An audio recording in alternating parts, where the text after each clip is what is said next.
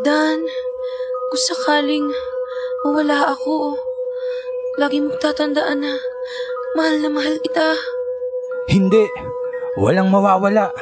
Ako ang haharap sa kanya. Ako ang tatapos. Pipili ka, Dan. Ako o siya? Hindi kita kailanman pipiliin. Pero ang pipiliin ko ay ang tapusin ka. Kung sakali man na dumating ang oras na kailangan mong labanan ng mangkukulam, ipatawag mo ang pinagmulan ng galit niya. Aray! Hindi pa tayo tapos! Ngayong gabi, ang kwento natin ay galing sa isang letter sender na lalaki na inakalang kayang protektahan ng asawa niya mula sa kahit anong kapahamakan. Pero may mga bagay palang hindi kayang pigilan, lalo na kung ang kalaban ay galing sa mundo ng itim na kapangyarihan. Magandang gabi, Miss France. Ako po si Dan. Hindi ko po alam kung saan ako magsisimula.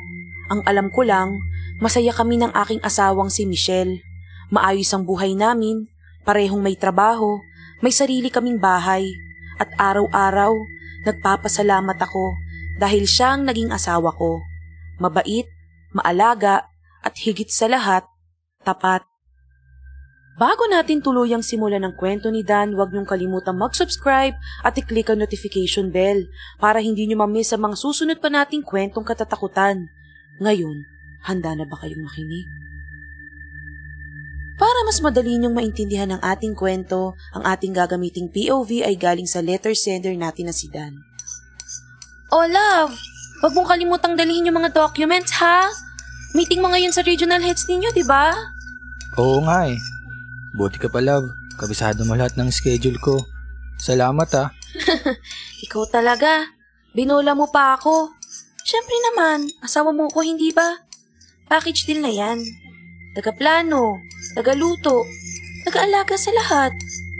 Kaya nga eh. Kaya sobrang thankful ako sa'yo, love. Napakaswerte ko kasi may asawa akong katulad mo. Nako, sus! O siya, ubusin mo muna yung pagkain mo bago ka umalis, ha? Para hindi ka magutom sa biyahe. Walang araw na hindi ako nagpapasalamat na siya ang pinili ko. At kahit maraming tukso sa paligid, kahit maraming babaeng nakakasalamuha ko sa trabaho, wala akong ibang gusto kundi siya. Pero hindi ko inakala na dun pala magsisimula ang lahat. Isa akong project manager sa isang construction firm at gaya ng inaasahan, dumami ang bagong staff dahil sa expansion. Kasama na doon ang bagong batch na si Nida. Hi, Sir Dan. Good afternoon po. Ako nga po pala si Nida. New hire po ako. Narinig ko po, kayo raw ang pinaka-stricto rito. Totoo po ba yun? Nako, depende sa araw yan. Pero, welcome ha. If may kailangan ka, lapit ka na lang kay Iris sa admin. Ay, ganun po ba? Sayang naman. Akala ko kayo mag-aasikaso sa akin eh. Sige, hindi na po bale. Mas gugustuhin kong ikaw ang nagtuturo sa akin kaysa kahit sino pa rito. Sa totoo lang, maganda si Nida. Tahimik, pero may dating. Hindi siya yung tipong maingay, pero may paraan siya para mapansin mo siya. At oo, aaminin ko, may ilang saglit na parang may humihila sa atensyon ko sa kanya. Isang hapon, narinig ko siya habang kausap ang mga coworkers niya. Uy, tingnan mo si Sir Dan oh. Grabe ang gwapo no. Oo nga eh, pero sabi tiki na daw. Yung asawa niya HR manager daw, saka super bait. Ganun ba? Minsan, mabait lang talaga sa labas. Pero pag sa bahay, sino ba talaga siya? Doon ko unang naramdaman yung bigat sa boses ni Nida. At mula nun, parang mas naging matalim ang titig niya tuwing magkausap kami. Kinahaponan, umuwi na ulit ako sa aking asawa. Love, nakauwi na ako. Alam mo ba, love, may bago kaming empleyado sa office, si Nida. Tahimik pero parang may something sa kanya eh. Oh, talaga? Ano naman yung napapansin mong parang something sa kanya? Wala lang. Medyo flirty lang siguro. Pero wag kang mag-alala. Alam mong di naman ako ganun. Alam ko naman. Kaya nga kita pinakasalan, di ba? Oo naman. Tsaka ikaw lang talaga. Wala nang iba. Kinabukasan pagkapasok ko sa trabaho, napansin kong habang mas matagal kami nagkakausap ni Nida, mas nakikilala ko siya. Marami kaming pinagkakasunduan. Mahusay siya sa trabaho at hindi ko maipaliwanag. Pero may something sa mga mata niya na tuwing magkausap kami, hindi siya kagaya ng iba. Pero kahit anong ganda niya, kahit anong lambing, hindi ako bumigay. Dahil sa bawat pag-uwi ko, nakikita ko ang asawa kong inaasikaso ako, iniintindi ako at minamahal ako. Kinagabihan, habang inaayos namin ni Michelle ang aming kama, bigla akong napahinto. Love, may naamoy ka ba? Ha? Naaamoy? Parang wala naman. Bakit? Para kasing nangangamoy na susunog na buhok o langis. Wala naman. Baka nai-stress ka lang, love. Sige na, ayusin lang natin tong kama tapos magpahinga na tayo. Naisip ko na, baka nga. Pero simula nung araw na yun, para bang may gumagapang sa paligid namin. At hindi pa namin alam kung gaano ito kalalim. Kinabukasan, tulog pa si Michelle kahit sobrang aga ko nagising. Karaniwan, siya ang nauunang bumangon. Oh love, okay ka lang ba? Masama ba pakiramdam mo? Ang bigat ng katawan ko, Dan. Parang may pasan ako sa dibdib. Saka para akong nilalagnat. Pero hindi ko maipaliwanag eh. Ha? Ganun ba? Sige, magpahinga ka lang. Kung hindi ka pa rin okay mamaya, ihatid na kita sa doktor. Pagpasok ko sa trabaho, balisa ako sa kalagayan ni Michelle. Sinubukan ko mag-focus, pero si Nida, parang alam niya kung kailan niya ako dapat lapitan. Hi Sir Dan. Manghihingi lang po sana ako ng feedback dito sa report ko. Pero baka makaistorbo po ako sa inyo ngayon. Sige. Iwan mo na lang yan sa desk ko. Babalikan ko na lang yan mamaya. Ganun po ba? Wala ka bang time for me? Alam mo, Sir Dan, minsan, parang sayang ka. Ha? Sayang saan? Sayang ka kasi ang inuwian mo, isang babaeng hindi mo na halos makasama. Kung ako ang asawa mo, ewan ko, baka araw-araw kitang pinapasaya. Hindi ako nakasagot. Tumalikod lang ako. Pero sa loob-loob ko, hindi ko matatanggi na may parte sa isip kong curious ako at natatakot ako dun. Pag-uwi ko, tahimik ang bahay, madilim ang sala. Nasa loob si Michelle, nakahiga pa rin sa kama. Love, bakit hindi ka pa rin bumabangon? Kumain ka na ba? Hindi ako makabangon, Dan. Pakiramdam ko, parang ang init-init ng loob ng katawan ko at kinukuryente ako. Ha? May lagnat ka? Parang namumutla ka nga oh. Hinipo ko ang ulo ng asawa ko at pagkita ko, nag-aapoy ang kanyang lagnat. Naku love, ang init mo. Hindi pwede to. Magpapatingin tayo bukas.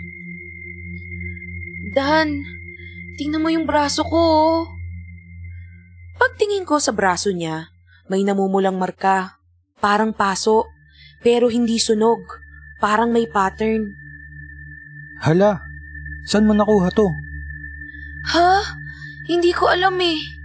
Pero pag-ising ko, nandyan na siya. At parang may gumagapang sa loob ng katawan ko. Nung gabing yun, hindi na pumayag si Michelle na magpadala sa ospital. Kaya naman kinabukasan, bago kami makaalis para sa ospital, sumuka siya. Love, tingnan mo oh. Tingnan mo yung suka ko. Parang may lumabas. Ano? Anong lumabas? Bulate? Anong klaseng sakit to? Love, May mali na talaga sa katawan ko. Natatakot na ako. Anong nangyayari? Nakikita ko na ang takot sa mata ni Michelle. Kaya naman agad-agad kaming pumunta sa ospital at nagpatingin sa doktor. Pero ang sabi nila, wala raw. Normal, malakas at malinaw ang dugo niya. Kaya dun ko naisip, mas nakakatakot pala pag sinabing wala. Kasi ibig sabihin, hindi sakit ang kalaban namin. Mula nang magsimulang magsuka si Michelle ng mga bagay na hindi niya maipaliwanag, para bang unti-unti na ring nababali ang kalooban niya. At isang umaga, nadatnan ko siyang nakaupo sa tapat ng salamin, hindi gumagalaw. Love, kanina ka pa ba dyan? Love, kanina pa niya ako tinitignan. May nakatingin sa akin sa salamin. Sino? Ayun oh, sa tapat ng salamin. Hindi siya gumagalaw. Pero love, hindi siya ako. Hindi yan ang reflection ko. Sa opisina, kahit balisa ako, pilit kong iniiwas ang sarili kay Nida. Pero gaya ng dati, siya na mismo ang lalapit. Sir Dan, nakapagkape na po ba kayo? Baka gusto niyong tikman tong gawa ko. Matamis pero mapait sa dulo. Parang ako. Nida, salamat. Pero may ginagawa ko eh. Ganun ba? Sana ako na lang inaalagaan mo gabi-gabi. Hindi mo kailangan mapagod sa isang babaeng unti-unting nagiging ibang tao. Doon ako napatigil. Paanong alam niyang may nangyayari kay Michelle? Hindi ako nagsalita. Tumayo ako at iniwan siya sa pantry. Pero sa loob-loob ko, nanginginig ang dibdib ko. Kinahapunan pag-uwi ko, tulala pa rin si Michelle sa kama. Pero ang salamin sa cabinet, binalot niya ng kumot. Love, kamusta? Kumain ka na ba? Hindi ko alam kung gutom pa ako, love. Pakiramdam ko, ako pa ba to? Ha? Ano na naman ang nakita mo? Kasi, yung mata ko sa salamin, parang kumikislap, pero hindi sa ilaw. Parang may apoy sa loob. Natatakot na ako, love. Hindi ko na alam kung anong nangyayari sa akin. Para na ako nababaliw. Kinagabihan, narinig kong umiiyak siya sa loob ng banyo. At pagbukas ko ng pinto, Love, ano nangyari sa'yo? Dan! Ayoko na! Tingnan mo ako! Hindi na ako to! Tahan na, nandito lang ako. Hindi ko hahayaang may mangyaring masama sa'yo. Hindi, Dan! Hindi mo siya nakikita. Pero nararamdaman ko sa loob ng katawan ko. Parang gusto niyang tanggalin ako at palitan. Simula ng araw na yun, hindi na muling tumingin sa salamin si Michelle. At ako, hindi ko na rin magawang tumingin sa mata niya diretso dahil hindi ko na alam kung siya pa ba talaga ang kaharap ko. 6:00 na ng umaga at pagtayo ko mula sa kama, nakita ko wala si Michelle. Narinig ko ang patak ng gripo sa banyo at bago pa ako makalapit, narinig ko ang iyak niya. Dan! Dan, tulungan mo ako! Oh my God! Love! Ano yan? Nakahawak siya sa ulo niya. May hawak siyang bungkos ng buhok, basang-basa, at sa anit niya, may piraso ng balat na tila nalalagas. Dan, tingnan mo. Parang kinakalbo ako. Ha? Okay lang yan. Baka allergy lang to o infeksyon. Pupunta tayo sa doktor. Dan, hindi to sakit. Parang may gusto talagang alisin ang pagkatao ko. Parang unti-unti niya akong sinisira. Pinapatay. Pagpasok ko sa trabaho, pilit kong ikinubli ang pag-aalala. Pero si Nida, para bang naaamoy ang kahinaan ko. Oh, Sir Dan! Naku, mukhang pagod ka. Namumutla ka ngayon. Gusto mo? Ako muna ang mag-alaga sa'yo. Nida, tama na. Not now. Lalaban ka pa rin kaya kahit unti-unti nang nabubura ang dahilan mo? Hindi ko alam kung anong ibig niyang sabihin. Pero sa tono ng boses niya, parang alam niya ang nangyayari kay Michelle at mas lalo akong kinabahan. Pagka-uwi ko sa bahay ng araw na yon, may pinakita na naman sa akin kakaiba si Michelle. Love, tignan mo. Hindi ko na alam kung anong nangyayari sa akin. Nalulugas na yung mga buhok ko. Wala naman akong ginagawa. Huwag kang matakot, love. Hindi kita iiwan. Kahit ano pang maging itsura mo, mahal na mahal pa rin kita. Pero love, hindi ko na alam kung anong nangyayari sa akin. Takot na ako. Parang anytime pwedeng mawala at mamatay na ako. Gabi-gabi, tila may kasama kami sa kwarto. Hindi ko man makita pero ramdam ko ang panonood niya. Parang may nagmamasid habang unti-unting nagkakagulo ang buhay naming mag-asawa. Oh, mukhang pagod na pagod ka na. Alam mo, kung akong pipiliin mo, hindi mo kailangan lanasin to. Umalis ka na, Nida. Ano ba?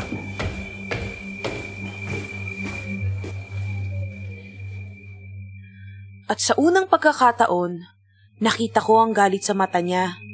Isang tingin na parang nananakal. Sa bawat araw na lumilipas, mas hindi ko na siya makilala. Ang asawa ko na masayahin, maayos, at laging amoy lotion. Ngayon, parang palagi nang may dinadala. At ngayong umaga, iba ang amoy niya. Love, naamoy mo ba yung naamoy ko? Ha? Ano? Yung amoy ng kape? Nung nagsalita siya, nagulat ako sa naamoy ko kasi nanggagaling sa bibig niya yung mabahong amoy. Hindi siya amoy panis, hindi rin simpleng mabaho. Parang amoy ng patay, parang bulok na laman na nababad sa tubig. Ah, wala lang pala, love. Baka kung ano lang yung naamoy ko. Pagpasok ko sa opisina, halos hindi ako makapag-concentrate. Pero parang yun ang paboritong oras ni Nida para lapitan ako. Sir Dan, parang mas pumapogi ka kapag mukha kang pagod ah. Totoo yun. Nida, pwede ba? May ginagawa ako. Kung may official concern ka lang, doon tayo sa desk. Hindi mo ba napapansin?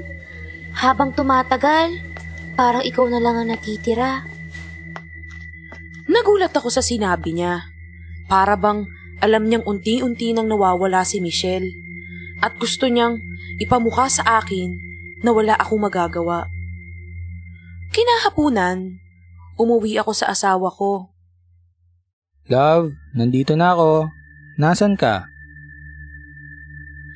Love, nandito ako sa kwarto. Tingnan mo to. Pag-akyat ko ng kwarto, nakita ko siya sa dulo ng kama at bigla niyang binuka ang kanyang bibig. Ang gilagid niya, maputla. May mga parte din ng dila niya na parang kupas na kulay at ang mata niya, sobrang dilaw. Love, hindi na to normal. Please, pumayag ka na. Hayaan mo na lang akong dalhin kita sa albularyo. Hindi ko kailangan ng albularyo, love. Ang kailangan ko, ikaw. Please wag mo akong iiwan. Oo, love, hindi kita iiwan. Pero kailangan nating gumawa ng paraan, dapat tayong may gawin. Ilang oras ang lumipas, narinig ko siya ulit sumusuka sa banyo. Love? Anong? Oh, Diyos ko! Nagulat ako sa nakita ko dahil hindi lang basta likido ang kanyang sinusuka. May putik, may laman, at amoy bulok na baboy. May lumalabas sa loob ko, Dan. Pakiramdam ko, nilulumot at nabubulok ng buloob ng katawan ko. Hindi na talaga normal to, love. Kailangan na talaga nating humingi ng tulong. Kinabukasan, pumasok pa rin ako sa opisina Kahit na sobra nag-aalala ko sa asawa ko, ayaw pa rin kasi niyang magpatingin sa albularyo. Hi, Sir Dan. Sa tingin mo ba, kaya pa niyang alagaan ka? O baka dapat, ako na lang ang aalaga sa'yo? Ano ba talagang gusto mo, Nida? Bakit ba ang kulit-kulit mo? At kung ano-anong pinagsasasabi mo? Wala lang. Gusto ko lang, ikaw. At kahit sino pa ang kailangan kong alisin para mangyari yon, handa ako. Hindi ko alam kung joke ba yun o babala, pero hindi ako natatawa. Kahit sa bawat araw na lumipas, parang nauubos ang asawa ko.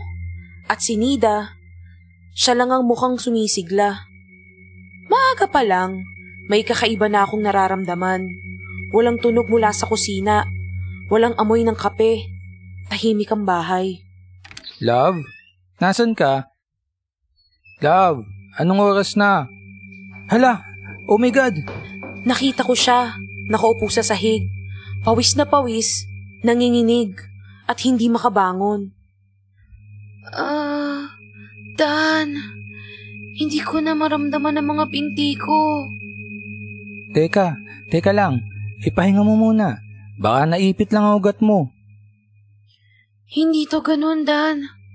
Parang may mabigat na nakadagan sa hita ko. Parang may humihila pababa.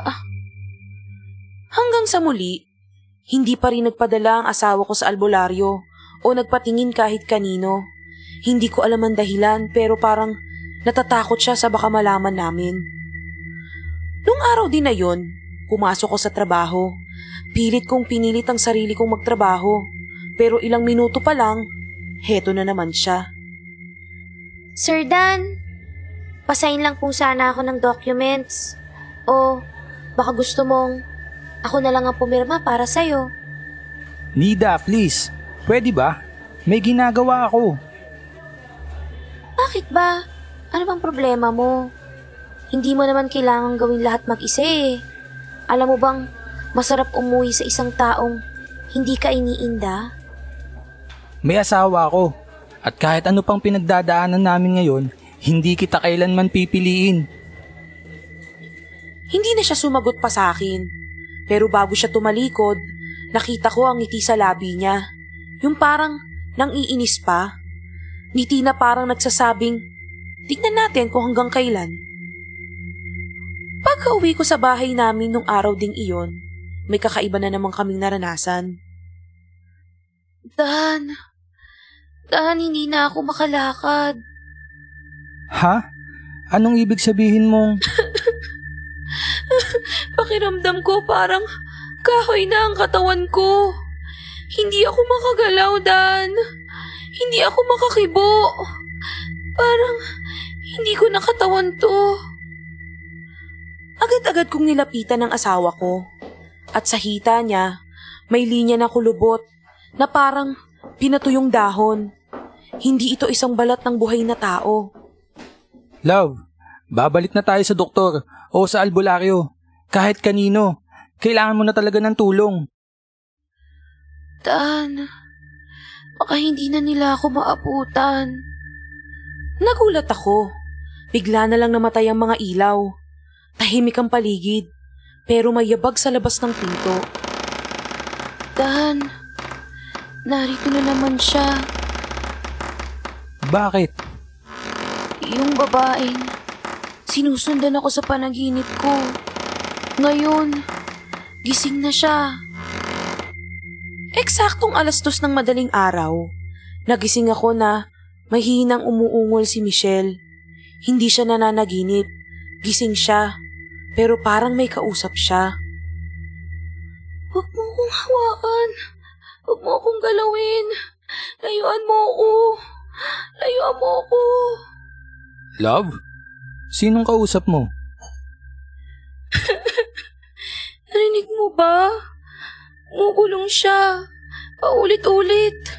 Sa tenga ko. Walang ibang tao, Love. Tayong dalawa lang nandito. Hindi mo siya maririnig. Pero nandito siya. Gusto niyang sabihin sa akin na tapos na ang mga oras ko. Kinabukasan pagdating ko sa opisina, pakiramdam ko ako naman ang inuubos. Kahit ilang oras pa lang akong gising, parang isang linggong puyat ang katawang ko. Oh, Sir Dan, ayos ka lang? Mukhang pagod ka. Mukha kang binagyo. Oo. Puyat lang siguro. May problema lang sa bahay. Ha? Anong klaseng problema? Ayos lang ba kayo ng asawa mo? Hindi ko na nga alam eh. Nagpa-check up kami sa doktor, pero hindi na rin nila alam kung anong sakit niya. Hindi ko alam kung naniniwala kayo sa kulam. Pero posible, kung hindi na magamot at matukoy ng mga doktor, may kilala akong matandang albularyo sa Quezon. Yung lola ko dati, binigyan ng pansit na may kulam. Kinamot siya ng manggagamot na yon. Quezon? Hindi ko alam kung bakit, pero bigla kong naisip si Nida. Oh, Sir Dan, ikaw pala yan. Alam mo, masarap matulog pag walang ingay, no? Walang iyak, walang hinga, walang naririnig kundi katahimikan lang. Alam mo ba kung ano ibig sabihin ng pinagdadaanan ng asawa ko? Siguro. O baka nararamdaman ko lang kung gaano ka na napapagod. Kung ano man ang alam mo o ginagawa mo, Nida, itigil mo na. Bakit? Pagod ka na ba? Pagka-uwi ko sa bahay namin nung gabing ding yun, may iba na naman kaming naranasan. Dan, dumaan na naman siya. Nandito na naman siya, ginugulo na naman niya ako. Sino? Sino siya? Hindi ko siya kilala eh. Pero ramdam ko may sama siya ng loob. At ako daw ang dahilan kung bakit hindi siya masaya. Love, bukas, aalis tayo. Ha? Saan? Saan tayo pupunta? May pupuntahan tayong albularyo sa Quezon. Nung araw ding yun, desidido na akong dalhin si Michelle sa albularyo. Wala na akong pakialam kung sabihin nilang kabaliwan ito. Pero kung may kakaibang lakas na sumisira sa asawa ko, handa akong sugurin ito, kahit sa loob ng kadiliman. Madaling araw kami bumiyahe papuntang Quezon. Wala kaming dalang maleta, wala kaming planong matulog, at ang tanging dala ko lang ay pag-asa, at ang asawa kong halos hindi na makalakad. Dan, tama ba tong ginagawa natin? Kasi baka mas lalong magalit yung naririnig ko sa tenga ko. Wala na tayong ibang mapupuntahan, love. Kahit ang ospital, hindi na nila alam kung ano nangyayari sa'yo. Wala na rin akong tiwala sa gamot. Kailangan na natin ng tulong sa ibang paraan. Ang bahay ng albularyo ay nasa tuktok ng isang maliit na burol, tabi ng puno ng saging at nakasilong sa lumang balete. Dumating kami bandang 10:00 ng umaga. Alam ko nang darating kayo. 1 linggo nang maingay ang lupa. Magandang umaga po. Kayo po ba si Nanang Pilar? Oo, ako nga. At siya ang may dala ng sumpa. O sige, iyo. Ihiga mo ang asawa mo sa banig. Huwag kang tatayo hanggat hindi ko sinasabi. Habang pinapahida niya ng langisan noo si Michelle, bigla itong nangisay at sa bibig niya may sumirit na maitim na likido. Ayoko na! Wag! Tama na! Nandito lang ako, love. Huwag kang bibitiw. Hindi kita papabayaan. Hindi rin kita iiwan. Hindi sakit ang meron siya. Hindi rin multo. Espiritu ito ng babae. Selosa, malakas, at ginagamit ng itim na hangin ng bundok. Espiritu? Bakit niya ginagawa ito sa amin?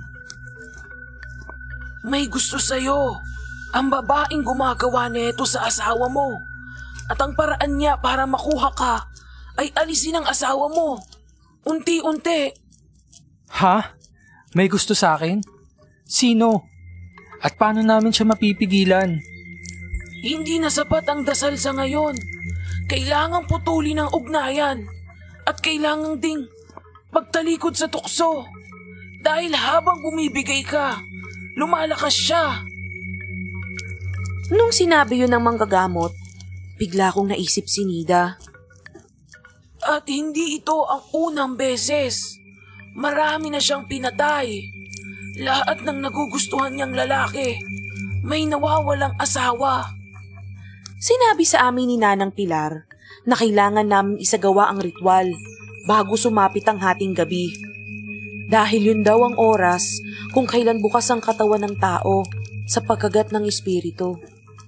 Kailangan yung maghanda ng puting manok, itim na kandila, at panata mula sa lalaking iniibig.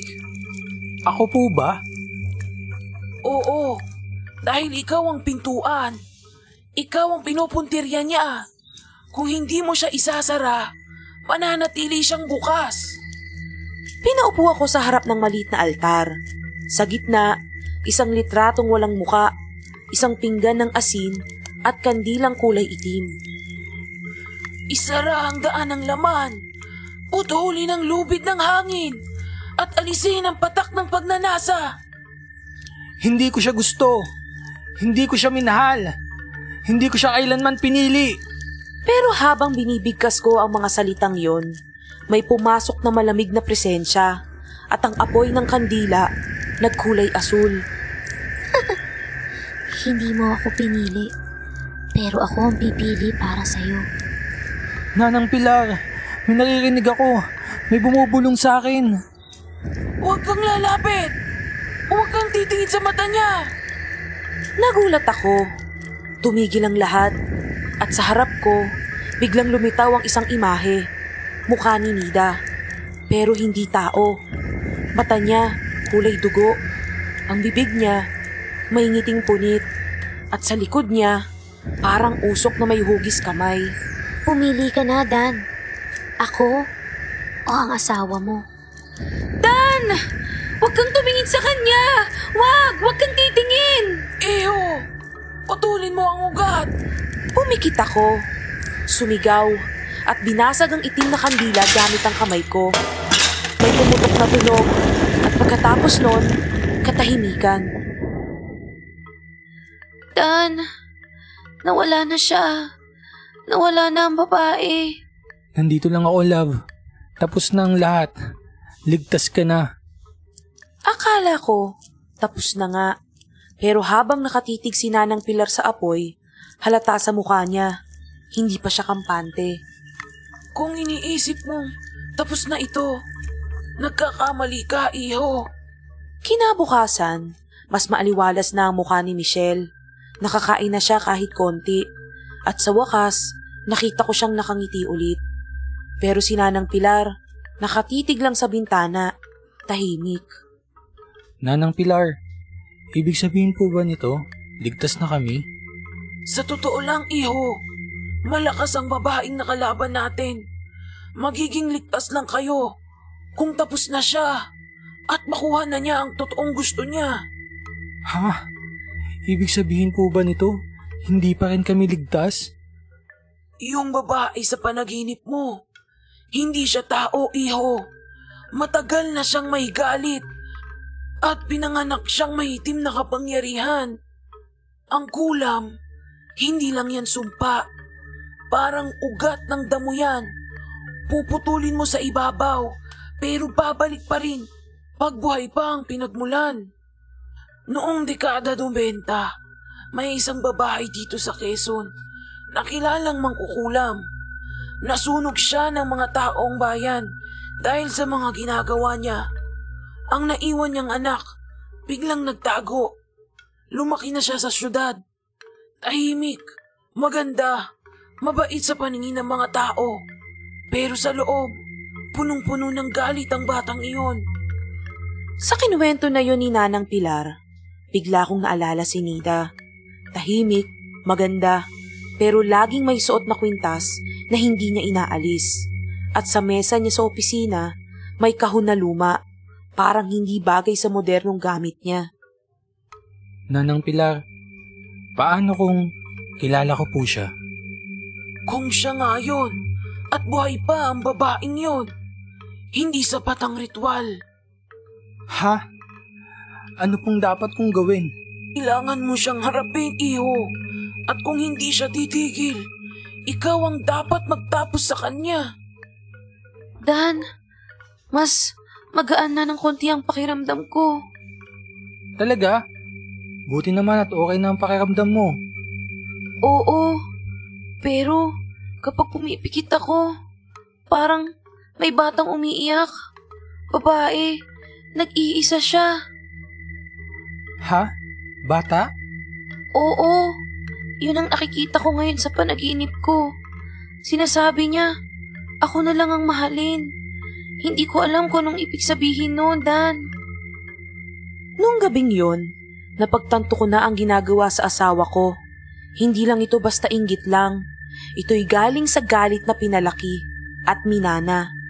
At habang nabubuhay pa ang pinagmula ng galit na yon, hindi pa rin tapos ang laban. 2 araw matapos ang ritual, umuwi na kami sa syudad. Wala nang sugat si Michelle, pero kita mo pa rin sa kanya ang pagod. Parang galing sa isang masamang panaginip na totoo. Dan, parang hindi pa rin ako makapaniwala. Tapos na ba talaga? Magiging maayos na ba talaga tayo? Oo, love. Tapos na. Simula na ulit ng panibagong buhay natin. Pagbalik namin sa bahay, nilinis ko ang buong kwarto. Tinanggal ko ang mga salamin. Pinalitan ko ang kurtina at bedsheet. Gusto kong maramdaman ni Michelle na bago na ang lahat. Pero sa loob-loob ko, hindi pa rin ako panatag. Pagbalik ko sa opisina, parang normal lang ang lahat. Walang nagtanong kung bakit ako nawala. Walang bumati. Pero nung nakita ko si Nida, alam ko kaagad, hindi pa rin to tapos. Hi, Sir Dan! Welcome back! Kamusta ang bakasyon? Alam mo namang hindi yun bakasyon. Ay, sorry naman. Oo nga pala, pampalinis ng kaluluwa. Hindi ko alam kung sadyawang pasaring yon, pero yung titig niya, mas matalim na ngayon. Parang sinasabi niyang hindi pa siya tapos. Pagka-uwi ko sa bahay, excited ako umuwi sa asawa ko. Dan, parang nanaginip na naman ako.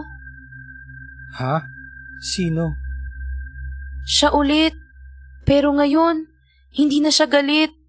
Parang masaya pa nga siya. Anong ginagawa niya sa panaginip mo? Wala. Nakatayo lang. Pero nasa loob na siya ng bahay natin. Bakit ganun, Dan? Akala ko ba sabi mo tapos na to? Ayoko sanang maniwala agad. Pero nung gabing yon, bago ko isara ang bintana, napansin kong gumalaw ang kurtina kahit sarado naman ang mga bintana at walang hangin. At sa gilid ng paningin ko, sigurado ako, may dumaan, isang anino.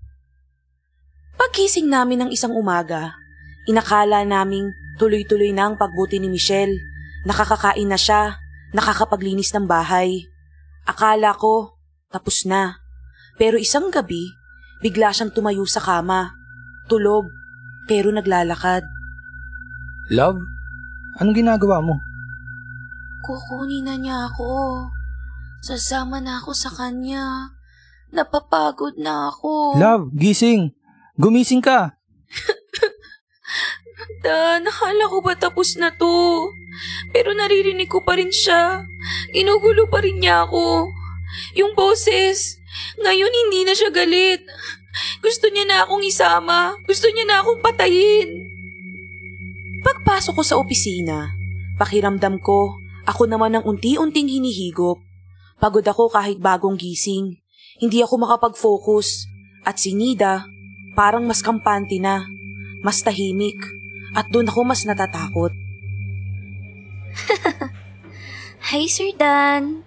Naku, parang mas mukhang pagod na pagod ka na ngayon ah. Kasi naman, di ba dapat nagpapahinga ka na? Sumuko ka na. Pumili ka na ng tama. Wala sa oras ang mga biro mo, Nida. Bakit? May sinabi ba akong nakakatawa? Walang biro dun. Hindi ko na siya hinabol ng tingin. Pero nang humarap ako sa monitor, nakita ko naka-reflect ang mukha niya sa screen. Nakangiti, pero nakatitig siya sa akin kahit pa patalikod na siya. Kinahapunan, umuwi ulit ako sa aking asawa. Dan, tingnan mo tong balat ko. Nilapitan ko ang asawa ko. Sa may balikat niya, may mga punit-punit na parang kalmot, pero wala namang pusa sa bahay namin o kahit na anong alagang pwedeng magsanhi nito. Saan mo nakuha to? Hindi ko alam, love. Pero sa panaginip ko kagabi, may humihila sa akin. Parang hayop, malaking hayop. Pero may boses babae.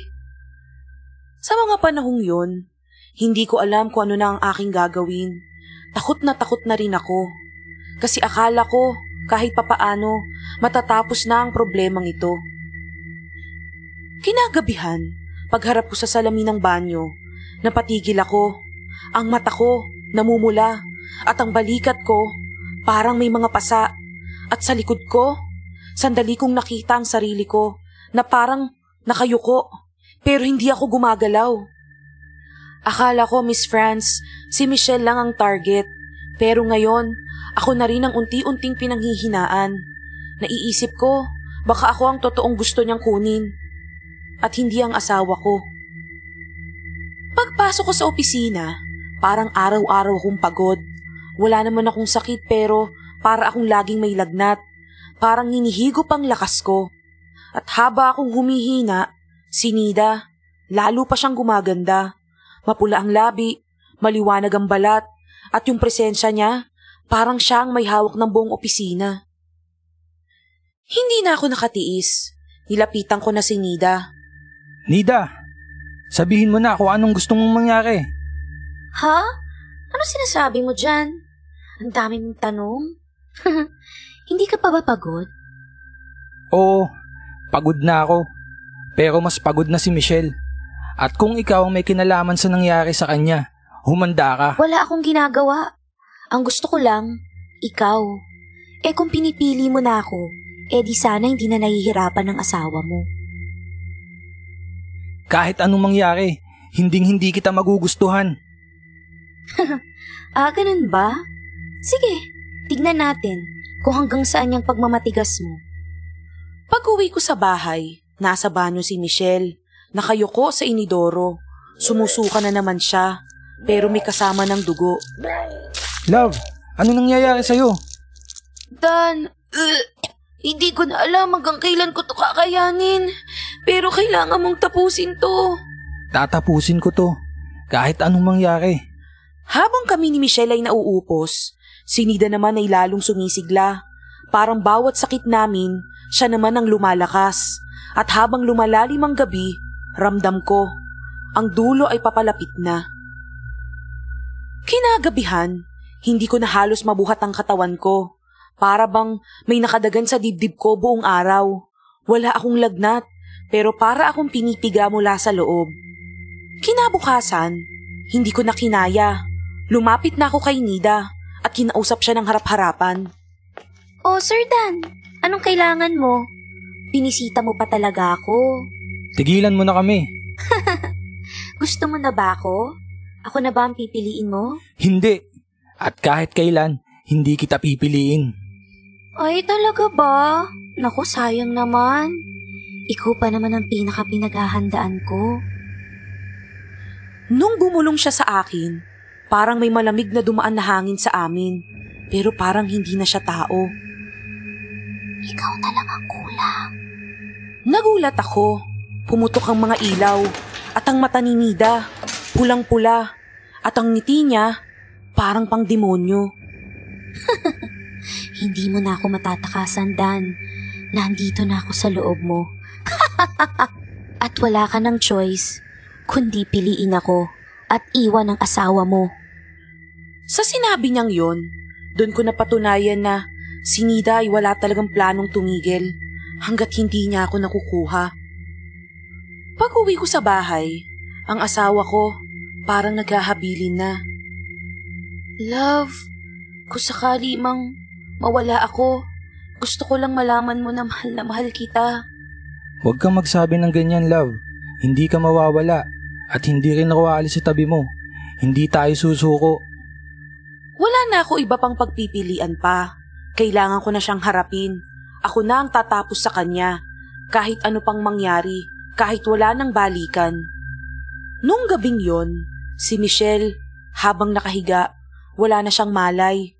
Ramdam kong hindi na siya aabot sa umaga kung hindi ko pa ito tatapusin.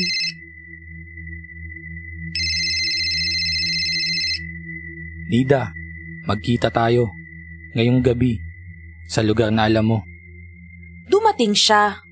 Nakatayo sa gitna ng lumang lugar, nakangiti, parang matagal na akong hinihintay.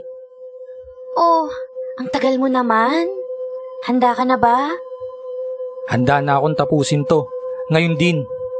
Pag pinili mo to, wala nang balikan na. Kaluluwa mo ang kapalit. Kung yun ang kailangan para maligtas ko si Michelle, gagawin ko lahat.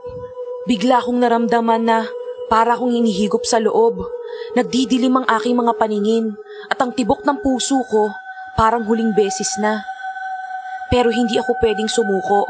Pinaghandaan ko to at naaalala ko ang bilin ni Nanang Pilar. Kung haharapin mo siya, hawakan mo ang lupa, bigkasin mo ang orasyon ng pagtataboy, ang pangalan ng ugat, ang magpapabalik sa kanya.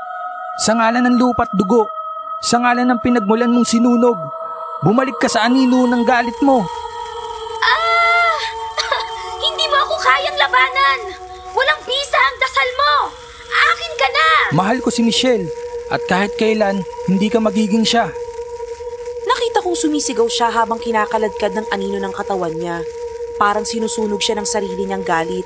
At bago siya tuluyang mawala, Hindi pa tayo tapos, Dan!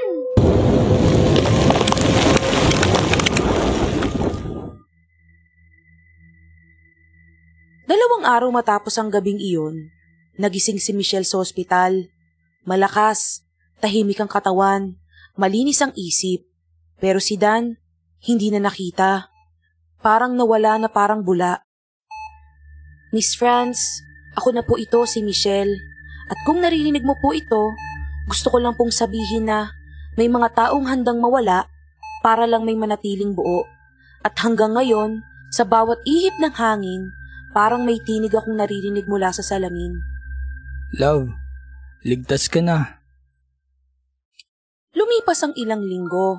Si Michelle unti-unting bumalik sa normal at si Dan natiling ala-ala. Pero ang kadiliman, hindi basta-basta nawawala. Minsan lumilipat lang ng anyo, ng pangalan at ng biktima. Hi, ako nga pala si Brian. New hire ako dito. Kayo po si... Hi, Brian. Ako nga pala si Nida. Welcome. Ako nang bahala sa'yo. Habang may pusong marunong magmahal, laging may nilalang na handang pumasok sa gitna. At ang tanong, ikaw na ba ang susunod? Kung umabot kayo hanggang sa dulo ng ating video, huwag kalimutang mag-subscribe para hindi ma-miss ang mga susunod pa nating kwentong katatakutan. Hanggang sa muli, kita-kita tayo.